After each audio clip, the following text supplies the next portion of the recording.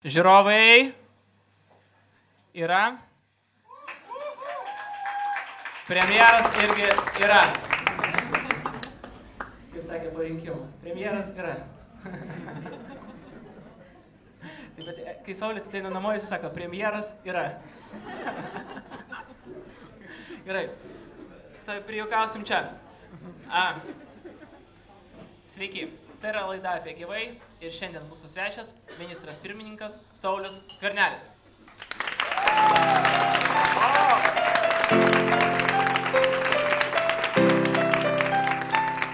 Pakalbėkime apie faktus. Jūsų biografija. Jūs gimėt Kaune. Jūs kaunietis. Gimiau Kaune. Taip, po to būdamas mažas jūs persikėlėt į Marijampolį ir 1988 metais baigėt mokyklą. O aš gimiau 1988. Sutapimas. Siaumas. Taip. Koks jūs jaunas. Nu, Arba. tiek pat, kiek ir jūs senas. Taip. Ačiū. Prašom. Bet kaip politikos jūs tikrai esat jaunas pakankamai. Nu, ne Winstonas Churchillis, kuris buvo ministras pirmininkas, kai jam buvo virš 100 metų, man atrodo. Bet nesu jauniausias, tai irgi gerai. Nesat jauniausias. Lietuvos istorijoje. Nesat. Po vidurinės mokyklos metus laiko studijavot fiziką, bet atsisakėt, o galėtumėt būti kaip Andrius Kubilius, fizikas. Bet aš pasiekiau tą patį, būdamas ne fizikas. Neblogas atsakymas. Man patiko. Labai sunku mokytis ir neįdomu fizikoje. Kodėl? Neižeisiu nieko tikrai. Neižeisiu fizikų, tiesiog jūs neįdomus. Fizikai, žinokit savo vietą. Jeigu mūsų žiūri fizikai, kebra, spauskit dislike. Kaip tik jau FIDI praėjau, tai... Ai. Ir vis dėlto galų gale jūs pradėjote taip labai taip iš toli, labai pradėjote studijuoti jurisprudenciją, galima sakyti. Labai iš toli. Ne iš toli, aš kada supratau, kad fiziko iš manęs nebus greičiausiai, nors ko gero, jeigu būčiau tokios kantrybės kaip dabar, tai gal būtų ir buvę. Bet žinot, 19-18 metų, čia pabandysiu, tą padarysiu, čia viskas greitai. Tai dar tam tarpe tarp jurisprudencijos, kaip pasakėte, dar aš taip sugebėjau patapti automobilių inžinieriumi. Taip. Buvo toks etapas. O tada situacija irgi gyvenimas labai greitai sudėlioja. Dirbdant policijos akademijoje, gavau pasiūlymą ateiti darbuotis į policijos komisariatą ir netiesioginis vadovas, bet aukštas pareigūnas Vilniuje, kurie tuo metu sprendė daug, pasižiūrėjo tą mano bylą, kaip inžinierius, kur teisė. Tiesioginis vadovas sakė, čia šiaip nėra būtina dabar, jeigu reikės ateityje, jis paėmė ant to prašymo, parašė taip vadinamą rezoliuciją. Sutinku su sąlyga, kad studijuos teisę. Nu ir ką daryti? Teko studijuoti teisę ir pabaigti.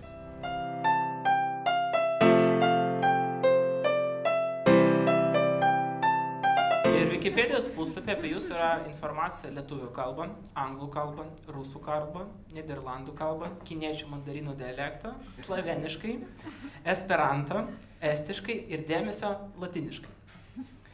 Bet klausimas, kam latiniškai? Į ką jūs norit prisistatyti senovės Romams, kad daktarams lengviau būtų žiūrėti. Kodėl jūs... Tiek jau to, jeigu jau atskleisti, tai atskleisti viską. Tuo metu, kada aš mokiausi vidurinėje mokykloje, jūs pasakėt Marijampolė, tada vadinosi Kapsukas, kas neprisimena, buvo toks miestas, po to patapo vėl Marijampolė, nes buvo Marijampolė, Kapsukas, Marijampolė, tai bus, matysim. O dabar ar bus Kapsukas ar Marijampolė priklauso nuo jūsų? Gera mintis, nepagalvojau. Tarp kitko, vienas iš demokratijos užuomazgų tuo metu buvo apklausa gyventojų, dar tarybinių laikų čia pabaiga. Ir sąjūdžio pradžia, kada sprendė gyventojai ir gražinti pavadinimą iš Kapsuko į Marijampolę ir jie nubalsavo, ir tai buvo padaryta. Bet vidurinėje mokykloje 3 metus teko kankintis ir mokytis lotynų kalbos. O, tai biški mokat. Biški nemokat.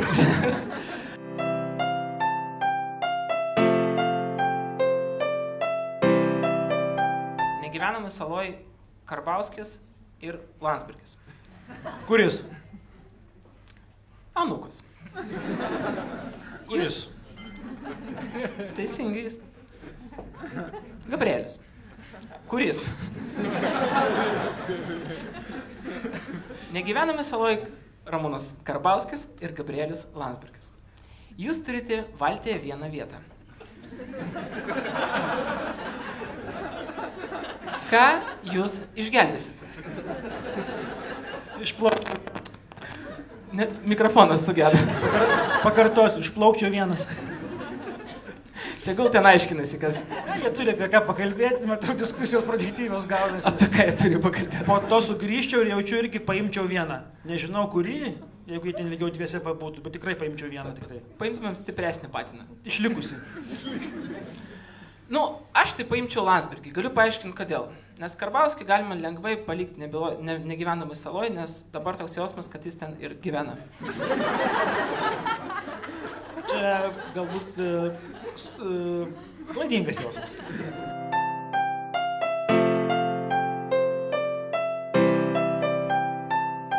Jūs buvęs policininkas. Jums nebūdavo taip, kad jums skambino draugai ir sako, Sauliau, klausyk, čia mane užgreitina, fotkina, gali ten kažką. Būdavo. Ir man tada iš to klausimas. Kiek pažįstamų ir draugų jūs praradote už tai, kad nepadėjote?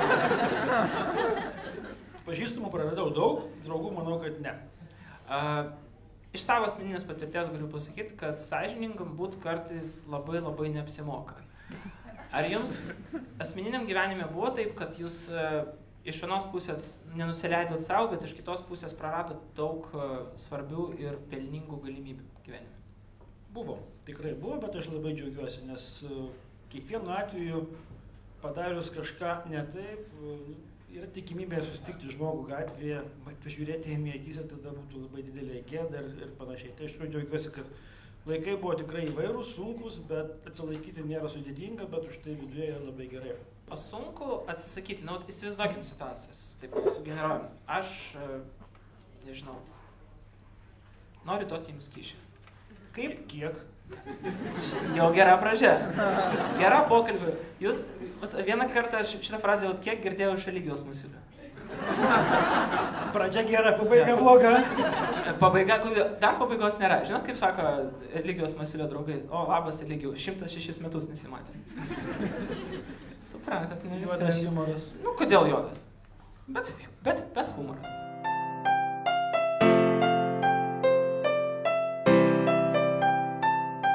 Alkoholis nuo 20 metų. Jūs... Gerai, kad man šiek tiek daugiau.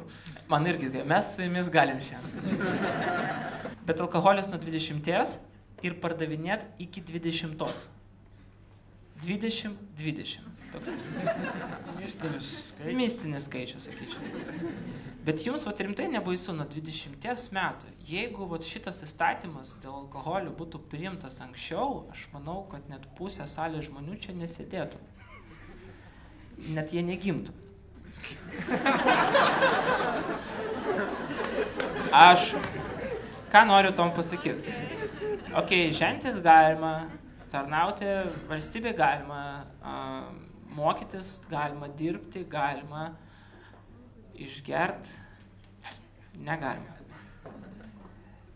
Kaip ir rimtas klausimas ir nerimtas. Kodėl jūs pritarėt ir ar iš tikrųjų tai pagelbės? Na, pirmiausia, mes vėlgi teikėm savo išvadas į įstatymų paketą. Pirmą, kurį pateikė daugiau negu 700 000 Lietuvos gyventojų, tai yra teisėkūros iniciatyva, pakankamai radikalų įstatymą. Ir dar buvo Seimo narių 25, taip pat 4 įstatymų projektai, taip pat radikalų. Jeigu mes būtume ėmę ir pritarę viskam, oi. O kaip jums atrodo, Sauliau, kodėl žmogus iš esmės geria? Nu, tikrai mes suprantam, kad tie alkoholikai geria ne dėl skonio, ne dėl to, kad galima nusipirkti 10 valandą. Jam visiškai nesvarbu, ar 10 bus, ar 8, ar bus teatre galima išgerti ar ne. Iš esmės, kodėl žmogus jaučiasi nelaimingas Lietuvoje? Kodėl žmogus turi... Kodėl, pavyzdžiui, nusakyt, aš gyvenu kur nors Kupiškėse, ne? Aš atsikeliu ryte, o ten Kupiškės už lango. 100 gramų ir vėliau. Cepelininis dangus. Kupiškis, dar 100. Kupiškis, dar 100. Kupiškis. Jums pažįstama situacija. Aš bandita. Nors ne Kupiškį, bet bandita. Bandita. Visko buvo, visko... Bet jeigu vėl kalbant šiek tiek rimčiau jūsų tą klausimą, čia mes kalbam apie pradžią. Filosofinis esminis klausimas. Apie pradžią. Niekas negimė alkoholikų. Niekas negimė. Gal mes galime vėlgi mokslininkus... Ramūnas Karbauskis turi kitą nuomonę. Galbūt, bet tai yra dėl ko pradeda, tai yra pati pradžia. Taip, niekas ir turbūt jeigu tą patį į alkoholiką paklaustume, ar tu toks esi, dauguma sako, ne, aš nesu toks, čia nieko tokio. Bet visi nuo kažko pradėjo. Vieni pradėjo dėl mados. Ateina į vakarėlį, kompaniją ir sako, kad tu negeri. Bent nežinau, kaip dabar gal jaunimo tarpe kitaip yra, bet tais laikais būdavo, tai kas tu čia, dabar gal sako, gal tu neparūkai, tai čia kitos detalės. Kiti pradėjo dėl to, kad mašinos stresą. Nebūtinai, kad nelaimingi, nes daug yra turtingų žmonių prasigėrusių dėl streso. Taip. Kiti tiesiog buvo nelaimingi ir galvojo, kad tas laimės pojūtis atsiranda pavartojus ir kuo daugiau vartojus, tokie būna kupiškis pavyzdys laimingas, iš ryto įkaliai, vakare pakartojai ir esi laimingas. Taip, kad priežasčių yra daug, bet mes privalome kalbėti net šiandien ne tik apie tuos, galbūt jau apie tuos reikia kitų būdų kalbėti, ne šitų įstatymų, kurie jau peržengė tą Rubikoną ir jiems reikalinga kita pagalba. Mes turim kalbėti apie tuos žmonės, kurie nepakliūtų į šitą terpę ir kiek įmanoma juos apsaugoti. Aš suprantu, kad prievarta, sako, nieko neapsaugosi, bet kažkiek tai mažinti tą prieinamumą mums tikrai reikia, nes mes esame vieni lyderių ir netgi pagal įvairius statistinius duomenius Rusiją sugebėjom pralenkti. Tai čia.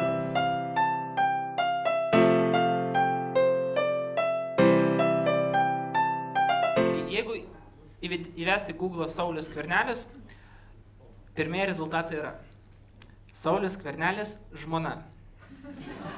Toliau, Saulius Skvernelis su žmona. Čia matyt, žmogus suprato, kad jūs nesat žmona. Toliau, Saulius Skvernelis biografija. Čia matyt, KGB googlina. Ir Saulius Skvernelis CV. Ketvirtas variantas. Man čia buvo pasikingiausias, matyt, kažkoks žmogus nori tokią pat CV kaip ir jūs.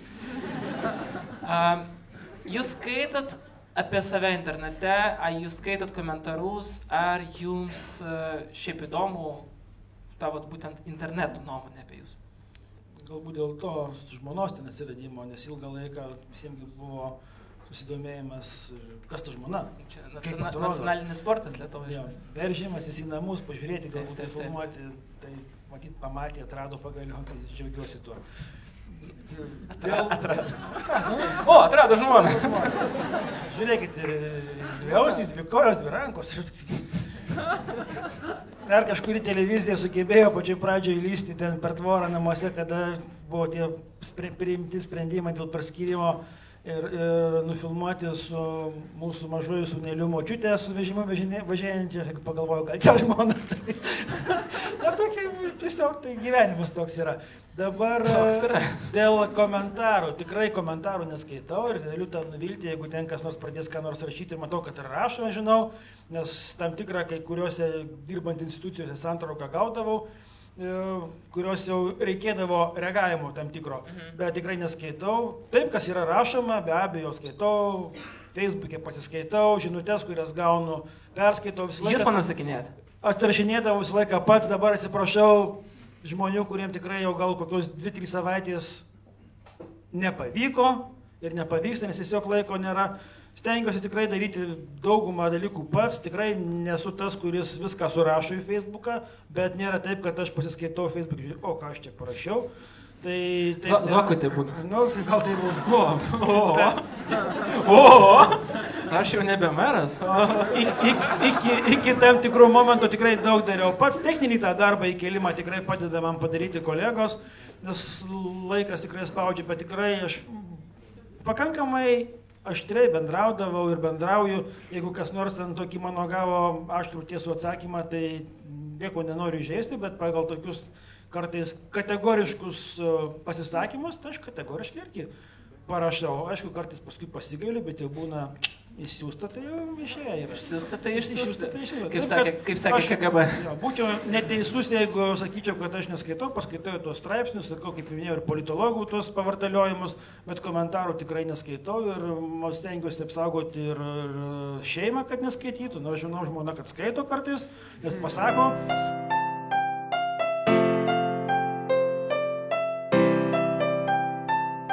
Šiandien vyriausybė pritarė tam, kad mažint Seimo narių skaičių iki 101. Mes neseniai su Ramūnu Karbauskiu, kai kalbėjom, užkulise. Aš jam pasiūliau, ar jūs nenori sumažinti Seimo narių skaičių iki 1? Jam šitą idėją šiaip patiko teoriškai. Jisai taip užmerkė akis, biški pradėjo šypsotis. Sakiau, Ramūnai, mes čia būnam, viskas grįžtam į šitą pasaulį. Bet gerai, kodėl ne 9-3, kodėl ne 9-4, ne 9-5, ne 9-6, 101, kodėl toks skaičius? Kodėl 101? Reikėtų iniciatorių, aišku, paklausti, nes iš esmės vyriausybė teikia, jeigu kam nežinoma, tai yra išvadas teikia. Gali teikti siūlymą prie išvados, ar tinka programą, ar prieš, ar už. Kartais teikia pasiūlymus, dabar pradėjom teikti į pačius įstatymus, ne tik tai pasakyti gerai, blogai, bet pritarėm, nepritarėm ir patobulinti. Tai iš esmės mes kažkada tai diskutavome, rinkimų laikotarpiu labai šitą temą buvo einama tema, kabutėse. Čia labai svarbi tema Lietuvai. Labai svarbi tema Lietuvai. Atrodo, kad nuo to pasikeis mūsų gyvenimas. Tai aš laikiausi pozicijos šiek tiek didesnių skaičiaus, tiesiog pagal proporciją. Dabartinis Seimo narių skaičius nustatytas yra, kada gyventojų buvo 3,7 milijono, man atrodo, Lietuvoje. Dabar yra šiek tiek mažiau, labai nedaug.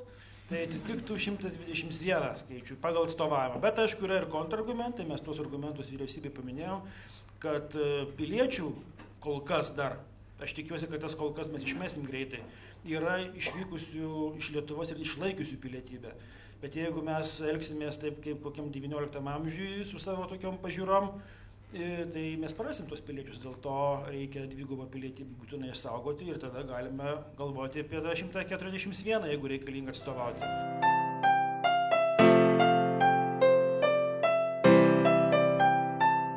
Koks jūsų pagrindinis minusas, kaip jums atrodo? Aš kvailas būčiau, kad sakyčiau prie visų. Politiniai oponentai klauso dabar? Nu kodėl? Nu, nėra gėda pripažinti savo minusus. Ne, tikrai man nėra gėda pripažinti savo minusus. Nu, aš turiu minusą, aš vėžys esu. Aš liūtas. Nu va, visi mes turim minusą, mes tikim horoskopais. Aš ne. A jūs netikit? O, šo? Net komplimentą gaunat. Žinau, komplimentas, bet ne. Bet ne, labai smagu, labai smagu. Šiaip mes turim tikrai su jumis daug bendro, jūsų reitingas aukštas, mano aukštas kraujo spaudimas.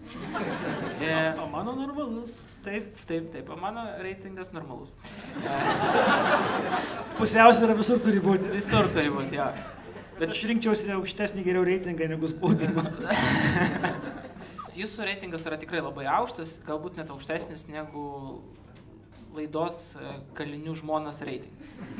Gali irgi tai būti. Jūs pastebėjot, kad Lietuvoje labai dažnai dalykai, kurie turi aukštą reitingą, kokie Auksinis svagūnai, Kalinių žmonas, Egidijus Dragūnas, tai nėra labai geri dalykai. Ir Lietuvoje kartais tas kokybės ženklas nesutampa su reitingu. Aš manau, kad jūs, kur išvadinote, kur netitinka reitingas kokybės, tai čia yra išimtis, tai atitinka kokybė reitingas. O jeigu rimtai, tai... Ko klausius? Be abejo. Aš esu geriausias. Aš taip. Kas čia Saulės Skvernelis? Aš Saulės Skvernelis. Jūs gražiai. Bet jeigu dabar rimtai, aš tikrai manau, kad tikrai tai ne visuomet sutampa. Tikrai yra nepaaiškinamų momentų dėl ko. Ir ypatingai pažiūrėkite, politologai, nu kas čia jis toks? Kodėl čia vat yra vienaip ir kitaip? Bet tai vertina, aš manau, žmonės ir žmonės dažnai vertina be tos kokybės ir kitas dalykinės, asmeninės matyt savybės, galbūt ir tam tikrą darbo patirtį, pasitikėjimą galiausiai. Man visą laiką šie reitingai, kurie buvo skelbiami, jie daugiau galbūt kenkė negu padėjo. Nes Lietuva toks kraštas, mes turim ir daug žmonių, kurie pavydi. Nors kalba, kad nepavydi, bet pavydi, tai kalba, kad nepavydi, bet elgėsi taip, kaip pavydi. Tai po to tie klausimai visą laiką buvo, aš prisimenu ministrų patapau, atėjau tikrai dirbti tą darbą tokį daugiau, techninį, iš esmės. Technokratinį, pagelbėti, neslėpsiu, dabar galiu pripažinti irgi, gal kas nusivils, pagelbėti policiją, nes buvęs policininkas. Nu, dabar tai tikrai bus gerai. Ir prasidėjo tų reitingų. Kilimas ir Molotkovas tikrai nebuvo ta istorija, kad buvo pikas ir, kaip pasakė, iš niekur atsirado. Jis palaipsniui kilė, buvo aukštesnis, žemesnis, ten galbūt sureikšmino. Bet tie skaičių skelbimai kiekvieną kartą atsiliepė tiesioginiam darbui labai aiškiai. Plius visą laiką atsirado klausimai. Tai su kuo tu eisi rinkimus? Ar dalyvausi Seimo rinkimuose? Pas ką eisi? Su kuo eisi? Ir tada atsiranda, aišku, ta politinė terpė konkurencija. Žiūrėkit, čia jisai yra mūsų konkurentas, reitingai aukšti, dėl to pradėjo kentėti tiesioginis darbas. Ir to palaikymo, sakykime, kurio reikėjo politiniams, jo vis darėsi vis mažiau ir galiausiai ta situacija pavirto į tokią, kur teko pasitraukti. Tai dabar vėl, aš manau, aš tai vertinu labai reitingų šiuo metu buvimą, tai tik tai mano, per pozityvę prizmę. Yra Respublikos prezidentė, ministras pirmininkas, Seimo pirmininkas, jeigu neklystu, pagal paskutinius duomenis, šios 3 pareigybės, aš sakau, ne asmenybės, bet pareigybės yra Lietuvos žmonių pakankamai gerai vertinimas. Tai yra, manau, stiprus visuomenės signalas, nes jeigu paklausime apie valdžią, visą laiką, valdžia, kaip sakė, tvagis blogai. Bet toks pozityvas, manau, duoda tikrai didelę naudą mūsų ir visuomeniai, ir pačiai politiniai sistemai, ir pačiai valstybei.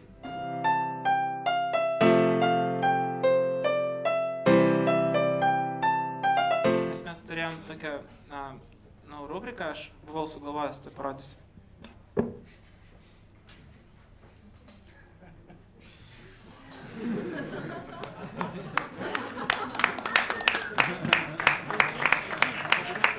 Pasikalbėkim su Donaldu. Kažkaip nejauku kalbėti akį. Aš vėlgi, satyra, humoras gerai yra, bet... Gerai, nejuokausim, taip, nes gal jis pamatys. Matyt gali, žmonės, kurie neturi humoro jausmo, tai yra beviltiški žmonės, aš manau. Man toks klausimas, kiek toli aš kam norėjau pasakyti, ant kiek, tai sekundė, aš padėsiu su visą pagarbą.